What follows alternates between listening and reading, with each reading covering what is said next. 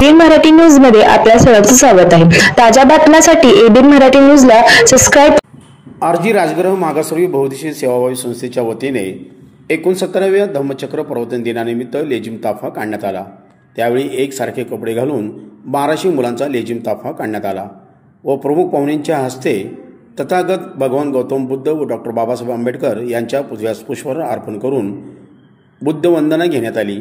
या प्रसंगी प्रमुख पाहुणे म्हणून सोलापूर शहर उत्तरचे आमदार विजयकुमार देशमुख, सोलापूर शहराचे पोलीस आयुक्त एम राजकुमार, पोलीस उपायुक्त गौर हसन, पोलीस उपायुक्त Vijay Kabade, crime PI Arvind Mane, PI Mahadev Raut, Maharashtra राज्य मराठी संघाचे प्रदेशाध्यक्ष मनीष केत, माजी नगरसेवक आनंद जाधव, सामाजिक कार्यकर्ते राजू पाटील यांच्या प्रमुख उपस्थितीमध्ये लेझिम मिरवणुकीचं उद्घाटन करण्यात आलं।